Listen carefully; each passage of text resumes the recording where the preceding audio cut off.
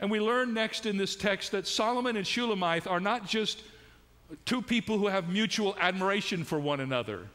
They're not just people who have a great relationship physically, but they are friends and they are lovers, and how majestically this is brought out in our text. I'm sure it's no secret to you that I love the Bible and I love the study of the Bible. And one of the reasons I love it is because the Bible is so full of surprises. And here in the book of the Song of Solomon, there are two expressions that are meant for us to notice if we will do our homework. And the first one is found in the 16th verse of the 5th chapter, where Shulamith is saying, "This is my beloved." Now, what's the next phrase? "This is my friend, O daughters of Jerusalem." She is saying to her girlfriends, Solomon is more than just my husband. Solomon's my friend. And later on in verse 3 of chapter 6, once again she is speaking, but she reverses this around so that it affirms the other side of the equation. She says, "I am my beloved's, and my beloved's is mine." First of all, she says to Solomon of him, "This is my beloved," and then she says of herself, "I am his beloved." We are each other's beloveds, and we are friends. What a great statement. Are you friends? You say, "Good night, Pastor, we're married." I'm going to ask you the question again. Are you friends? I've known couples that were married, and they weren't friends. Oh, they had no intention of getting divorced. They did all of the important things of a marriage, but given the opportunity to spend time with somebody else as opposed to their own wife or husband, she wasn't in the top 5. He wasn't in the top 5. Let me ask you this question. If you could spend time with anybody that you know in the whole world, who would you like to spend time with? I'll be honest. I'd rather spend time with Donna than anybody. And I don't want you to feel upset about that. It's just true. If I had my choice, I'd rather be with her than anybody else. What a great thing to be friends with your partner.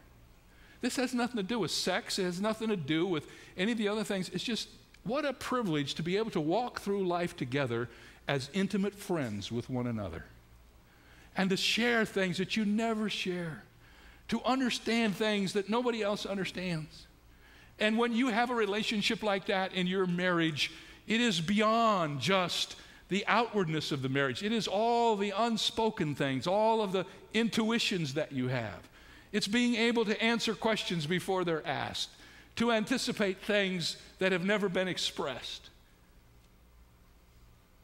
And that is such a beautiful part of being married. And one of the things that is joyous for us is that our marriage has endured now these years and all of the history that we have known together. And I've known Donna for the vast majority of my life now.